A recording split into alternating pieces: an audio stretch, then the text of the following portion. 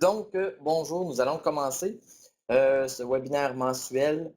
Donc, Mosaïque Administration, le volet ressources humaines. Mon nom est Jonathan Sainte-Marie. Bienvenue avec nous en ce lundi 5 février. Donc, qu'est-ce que nous allons voir aujourd'hui? Quelques actualités pour commencer, suivi du sujet du jour qui fait référence à un rappel des fonctionnalités qui existent avec le module suivi des absences dans Paye et GRH. Ensuite, je vais vous entretenir sur le truc du mois qui est associé aux séances d'affectation dans Mosaïque AX pour le volet préparation et les dates de notre prochain rendez-vous. Donc, c'est le contenu qu'on va voir pour aujourd'hui. Donc, au niveau des actualités, je vais commencer par vous parler du congrès de la QCS qui se tient justement cette semaine du 6 au 9, donc à compter de mercredi cette semaine. Ensuite, nous allons regarder la feuille de route des mois de février et du mois de mars et une présentation des formations et consultations à venir. Donc, le congrès de la QCS, l'Association québécoise des cadres scolaires. Je ne sais pas s'il y en a d'entre vous qui vont assister au congrès. C'est simplement un rappel ou en fait faire la lumière, là, vous dire qu'on va donner un atelier le jeudi 8 février à 10h30 sur Mosaïque AX, volet ressources humaines. Donc, l'atelier s'intitule Toute la lumière sur Mosaïque RH pour une transition en douceur. L'atelier va être donné par Claire Daou, qui est propriétaire du produit Mosaïque AX, du volet ressources humaines, ainsi que moi-même. Donc, l'atelier va porter, entre autres, là, sur les nouvelles fonctionnalités qui existent dans l'application, dans le PGI, et aussi sur la formule d'implantation pour autant le volet dotation que les nouvelles fonctionnalités qui sont la planification des effectifs et les séances d'affectation. Donc, c'est un peu vous faire la lumière là, sur ce qui s'en vient, sur ce qui a été fait jusqu'à maintenant, faire un topo. Donc, c'est un atelier qui dure environ 1 heure qui est donné le 8 février à 10h30. Et on va aussi avoir une présence, donc la GRIX a une présence au kiosque du congrès. Donc, le kiosque de la GRIX, on va être sur place toute la journée. Donc, mis à part là, durant la portion de l'atelier, on va être au kiosque tout au long de la journée pour répondre à vos questions, puis vous donner des réponses là, sur ce qui s'en vient, sur vos interrogations par rapport aux implantations et ainsi de suite. Donc, venez nous voir, ça va nous faire plaisir de discuter avec nous, ceux qui seront au congrès cette semaine. Comme je répète, c'est du 6 au 9. Nous autres, on va être là particulièrement le 8 février, peut-être un peu le 9 au matin, là, mais surtout dans la journée du 8 février. Alors voilà pour ce qui est du congrès. Maintenant, si on regardait un peu les feuilles de route pour les prochains mois, donc mois de février, mois de mars, d'abord sur Mosaïque AX, on va poursuivre les progrès qui ont été réalisés au niveau des expérimentations sur le volet des séances d'affectation et sur la planification des effectifs. Donc, je sais qu'il y a certaines commissions scolaires qui ont pu tester le produit, qui ont pu, dans le fond, piloter là, les nouvelles fonctionnalités. Ces commissions scolaires-là nous ont émis des commentaires qui sont très intéressants. Donc, on a refait nos devoirs de notre côté, puis évidemment, le pilotage se poursuit, l'expérimentation se poursuit. Donc, au cours des prochaines semaines, évidemment, on va aller de l'avant avec des nouveautés au niveau de notre PGI. Il y a aussi des travaux qui vont commencer sur la sécurité ou la confidentialité par poste et affectation. Donc, présentement, ceux qui ont Mosaïque AX, vous savez, là, la confidentialité ou la sécurité est octroyée sur l'utilisateur en tant que tel.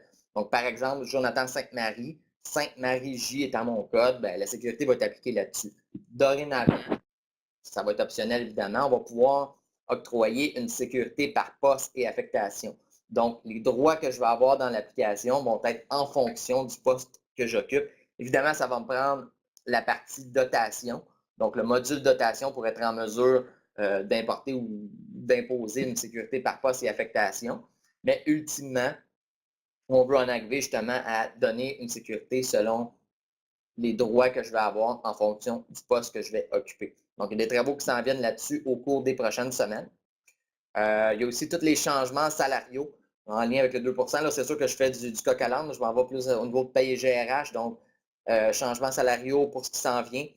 On commence à travailler, on commence, ça fait déjà un petit bout. On travaille aussi sur le dossier relevé d'emploi pour la formation qui est prévue au mois d'avril. Je vais avoir quelque chose d'important à vous dire là-dessus dans les prochaines minutes. On poursuit nos travaux sur le nouveau PERCOS, donc sur IPOS. Probablement qu'on va avoir des nouvelles à vous donner au cours des prochains mois là-dessus. Les travaux vont bon train.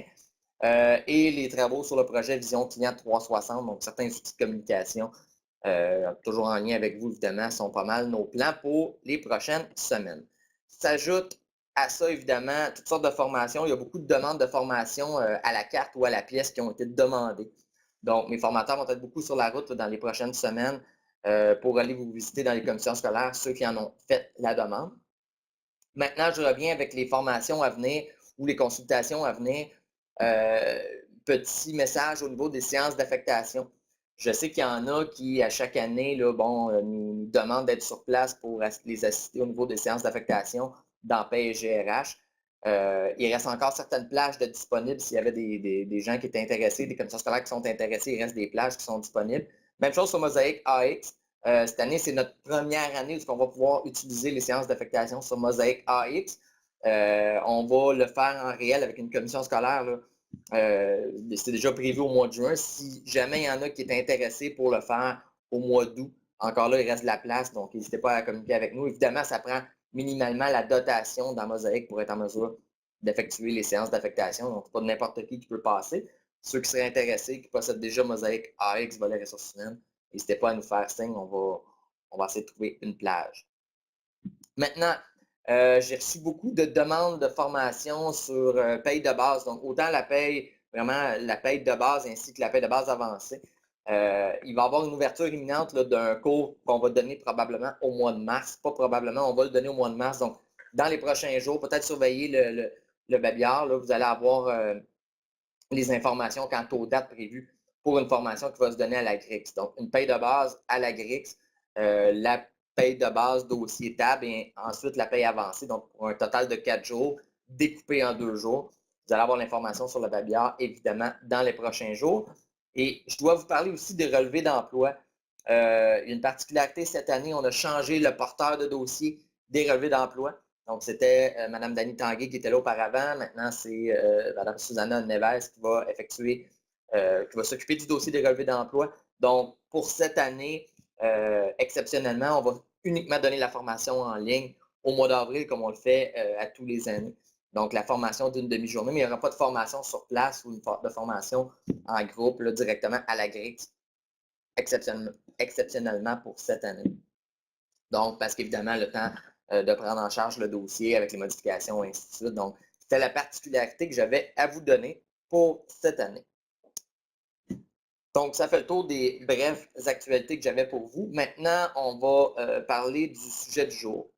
C'est suite à des discussions qu'on a eues avec la Fédération des commissions scolaires qui nous demandait un peu c'était quoi le contenu du module suivi des absences et peut-être de faire un certain rappel aux commissions scolaires de ce qui est disponible dans l'application, ce qui ne l'est pas. Donc, c'est très à haut niveau, mais c'est juste pour vous faire un rappel de ce qui est possible d'effectuer avec le module suivi des absences. Donc, à la base, il y a 2 éléments, en fait, on pourrait dire qu'il y a 3 éléments. Avant de parler du suivi des absences en tant que tel, à l'intérieur même du module, il existe un outil qui s'appelle le registre des incidents et des accidents. Concrètement, ce que c'est un outil qui vous permet de consigner de l'information par rapport, dans le fond, aux différents incidents ou accidents qui pourraient arriver sur vos lieux de travail. Donc, c'est un registre que de toute façon, vous tenez probablement en version papier. Il y a plusieurs CS qui l'utilisent directement dans l'application. Il y a plusieurs commissions scolaires qui ont le module suivi des absences et qui n'utilisent pas le registre des incidents et des accidents. Moi, évidemment, je conseille toujours de l'utiliser, d'automatiser l'information. C'est un rapport qui peut être décentralisé aussi, donc les écoles pourraient même compléter l'information, eux autres même s'ils voudraient. Et j'ai toute l'information que j'ai sur le rapport papier, hein, donc la description de l'accident en tant que tel, s'il y a une enquête par le comité de CSST à l'interne, qui est la victime, qui sont les témoins, les secouristes, etc. Donc, j'ai toute l'information à l'écran que je peux saisir. Et évidemment, je peux imprimer ce rapport-là, en faire un rapport personnalisé pour les différents comités, pour fournir à la CSST, peu importe. Donc, c'est un outil qui est vraiment facile d'utilisation et qui vous permet d'avoir l'information en même la base de données. Donc, là, c'est la saisie en fait d'un registre des incidents. On a aussi au niveau de l'événement, des événements d'absence en tant que tel, donc le suivi des absences en soi. Je sais qu'à l'écran, c'est peut-être flou un peu, là, mais c'était pour vous montrer un peu l'événement. Donc, toute l'information que je peux consigner papier, normalement, le but avec le suivi des absences, c'est de la consigner à l'intérieur même de l'application. Donc, les informations par rapport à l'incident, pas à l'incident, mais à l'événement en tant que tel, c'est quoi le diagnostic retenu. Évidemment, on fait un lien entre le diagnostic et la durée de l'absence. Donc, dépendamment, ça va être quoi le diagnostic, le système va me proposer une certaine durée. Et en fonction de la date d'arrêt de travail, je pourrais justement aligner mes flux quand tu as un retour possible de la personne qui est en congé de maladie ou congé de CSST ou peu importe. Donc, je peux utiliser les diagnostics retenus qui sont directement associés à des sous-motifs d'absence qui sont recensés par la FEDE ensuite. Donc, tout ça est interrelié ensemble. Et en utilisant le vrai diagnostic, celui qui est utilisé par les médecins finalement, ça me permet d'apporter des informations plus précises dans le dossier. J'ai tout aussi la notion des étapes de suivi que je peux consigner avec évidemment le module suivi des absences, donc l'autorisation d'absence, les demandes de documents, les suivis, etc. Donc, toutes ces informations-là, je pourrais les consigner à même un événement d'absence. Il y a plusieurs automatismes aussi qui existent avec l'outil, entre autres tout ce qui est la portion de la gestion de l'absence. Donc, créer un générateur d'absence, annuler une période, coller un sous-motif à un générateur d'absence, ajuster la date de fin. J'ai des outils dans l'application ou dans la fonctionnalité qui vont me permettre d'automatiser ces actions-là. Donc, plutôt que d'avoir, je sais qu'il y a des fois dans les commissions scolaires, j'ai quelqu'un qui s'occupe du suivi des absences, j'ai quelqu'un d'autre qui s'occupe de la gestion de l'absence en tant que telle. On a des outils qui permettent de combiner les deux ensemble et qui font qu'avec une action, je peux tout simplement, je n'ai pas besoin de rapporter mes dates. Le système le fait automatiquement selon les différentes actions que je veux apporter. Il y a aussi la production de lettres automatisées que je peux faire avec le module suivi des absences. Donc, encore une fois, en fonction de ce que je vais inscrire dans l'événement d'absence, l'application peut aller chercher certaines données automatiquement que je n'ai pas besoin d'écrire à la main, que je n'ai pas besoin d'écrire dans un document Word à côté. Donc, je peux monter mes formats d'impression, puis après produire la lettre et l'envoyer par la poste, peu importe, là, à l'employé, au médecin, à la direction. Ou à qui je veux bien l'envoyer. Donc, la production de lettres automatisées, c'est sûr qu'à mettre en place, c'est un coût à donner. Donc, produire les lettres une première fois, monter les lettres une première fois, mais une fois que c'est en place, après, c'est facile d'utilisation, puis ça sauve un temps énorme, entre autres sur les différents documents que je veux émettre. Je possède aussi un dictionnaire des médecins dans l'application, donc évidemment, je peux monter un dictionnaire au fur et à mesure que j'ai des employés qui sont malades ou qui sont absents et qui apportent avec eux un billet de médecin avec certaines coordonnées, certaines informations. Donc, je peux consigner ça à l'intérieur même de ma base de données et par la suite, utiliser ces informations-là encore là, pour envoyer des lettres, pour associer un médecin à un événement d'absence en tant que tel. Donc, le dictionnaire des médecins. Ce sont certains outils que je peux utiliser avec le module. J'ai toute la notion de suivi personnalisé aussi. Donc, à l'écran, ce que vous voyez, c'est un filtre très simple dans lequel je demande tout simplement, sors-moi les dossiers dont la date du prochain suivi est plus grande ou égale à aujourd'hui. Puis en plus, je fais afficher un paquet de données, le matricule non légal, etc. Alors, la date du prochain suivi, le nom de l'employé, le type d'événement, je pourrais même ajouter une colonne commentaire dans laquelle les commentaires du prochain suivi apparaîtraient. Donc, je peux, par des filtres, facilement retracer les dossiers pour lesquels je dois travailler cette semaine. Ça pourrait être d'autres choses complètement. Sans les dossiers, par exemple, dont la date de fin est antérieure à aujourd'hui pour que j'aille les fermer si l'employé est de retour au travail. Donc, il y a un paquet de suivi personnalisé que je peux faire directement avec le module suivi des absences. Et évidemment, les rapports personnalisés. Donc, je peux utiliser des rapports, que ce soit avec le format d'impression graphique ou que ce soit par une requête Access parallèlement à ça. Une requête Access qui va, dans le fond, exploiter les données qui sont à l'intérieur du module suivi des absences. Donc, voilà pour ce qui est des rapports personnalisés et des rapports qui sont possibles avec le module suivi des absences. Maintenant, avant qu'on passe au truc du mois, j'ai vu qu'il y avait une question qui était rentrée en lien avec l'assureur SSQ pour l'impression des frais fiscaux 2017. Je vais devoir vérifier avec mon équipe. Là, pour être très honnête avec vous autres, je suis revenu de vacances ce matin, donc j'étais parti à l'extérieur du pays depuis une semaine et quelques jours. Donc, honnêtement, à ce niveau-là, je ne suis pas nécessairement au courant. Je vais vérifier avec mon équipe, puis je pourrai vous revenir. Donc, la question était, quelle est la problématique avec l'assureur SSQ pour l'impression des faits fiscaux 2017? Je vais vérifier une fois le webinaire terminé, puis quitte à vous réécrire là, à tous pour vous donner l'information. Je reviens à mon truc du mois. Je fais référence aux séances d'affectation. Donc, vous savez que depuis déjà quelques semaines, on a fait la présentation à la Réunion nationale, entre autres cette année. Bon, il est possible d'effectuer des séances d'affectation avec Mosaic AX pour ceux qui ont le volet dotation. J'en ai parlé aussi tantôt. Et on a travaillé beaucoup sur le volet préparation des séances dans les dernières semaines. Donc, on a ajouté certains outils, certaines fonctionnalités. C'est un peu de ça que je veux vous parler. Des petites choses à mettre en place facilement, rapidement, même si je n'ai pas l'intention nécessairement d'effectuer les séances avec Mosaic AX cette année. C'est des petites choses que je peux mettre en place tout simplement pour éviter d'avoir à les faire ultimement. Donc, la première étape, ben, c'est la préparation d'un courriel de convocation à la séance. Donc, vous avez dans les paramètres d'organisation, au niveau des modèles de courriel, il y a un modèle pour une convocation à une séance. Et le modèle en tant que tel, bon, vous avez un texte déjà préétabli et vous voyez à l'écran avec l'éditeur de rapport, là, je suis en mesure d'aller modifier l'information si je veux ajouter certaines infos, si je veux ajouter certains champs là-dedans. Ce qui est intéressant, c'est qu'après, j'ai un outil qui me permet directement dans les paramètres de la séance d'envoyer massivement le courriel à tout le monde. Donc, la convocation par rapport à la séance d'affectation par courriel. Donc, c'est pas long à faire. Évidemment, on va peut-être avoir à changer les dates de fois en fois, mais au moins si la structure est déjà faite, ben, ça peut peut-être aider. On a travaillé aussi sur la situation des collaborateurs. Donc, encore là, c'est pour les automatismes durant une séance.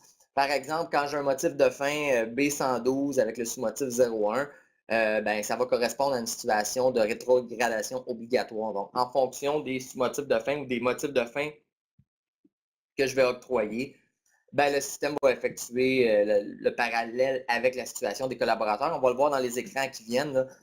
Il y a de l'intelligence rattachée entre les motifs d'affectation et les situations des collaborateurs et les règles de séance d'affectation. Donc, ce que vous avez à l'écran, excusez, c'est des situations qui sont déjà inscrites dans votre banque, puisque c'est des situations qu'on a créées, nous autres, à la GRIX pour l'ensemble du réseau. C'est modifiable, c'est-à-dire que vous pouvez en ajouter qui vont être propres à votre commission scolaire.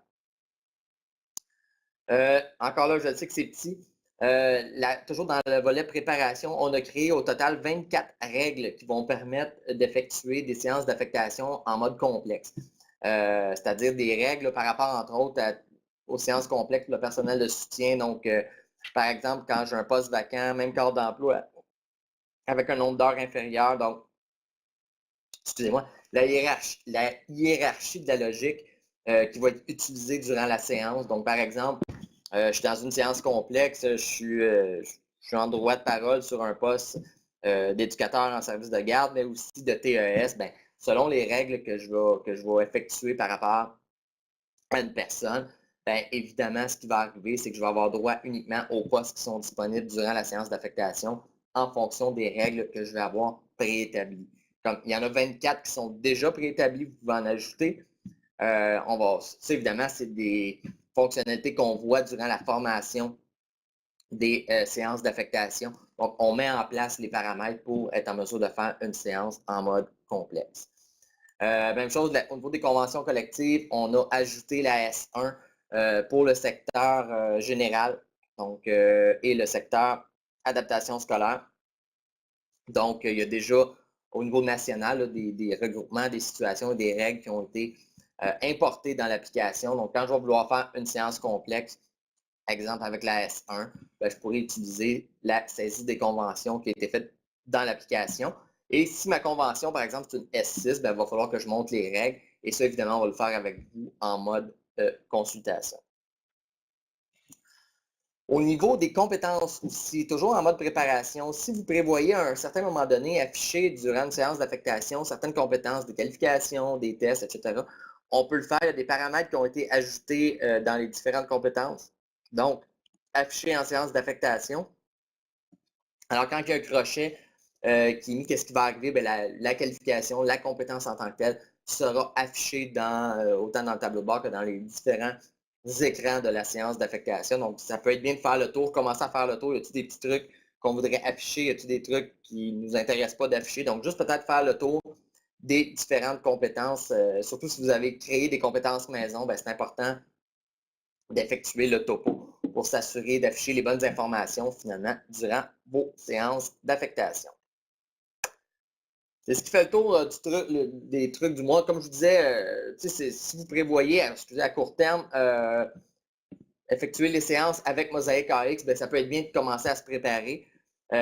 Probablement que dans le prochain webinaire, je vais vous revenir avec une formule d'implantation pour ce qui est de la planification des effectifs et des séances d'affectation. Si jamais il y en a qui sont intéressés entre-temps, n'hésitez pas à communiquer avec moi. Sinon, ben, ça fait le tour pour moi pour aujourd'hui. On se revoit le 12 mars à 14 h pour ceux qui sont intéressés au prochain webinaire mensuel. Donc, lundi, le 12 mars, en revenant de la semaine de relâche pour la plupart d'entre nous. Sinon, ben, je vous remercie d'avoir été là cet après-midi. Je vais être encore disponible une dizaine de minutes. Si jamais il y en a qui ont des questions, n'hésitez pas à me les poser. Puis sinon, ben, ça me fait plaisir, au plaisir de se reparler. S'il y en a qui viennent au congrès cette semaine, n'hésitez pas à venir me dire un petit bonjour, ça va me faire plaisir de discuter avec vous. Je vous souhaite une bonne fin de journée et à la prochaine.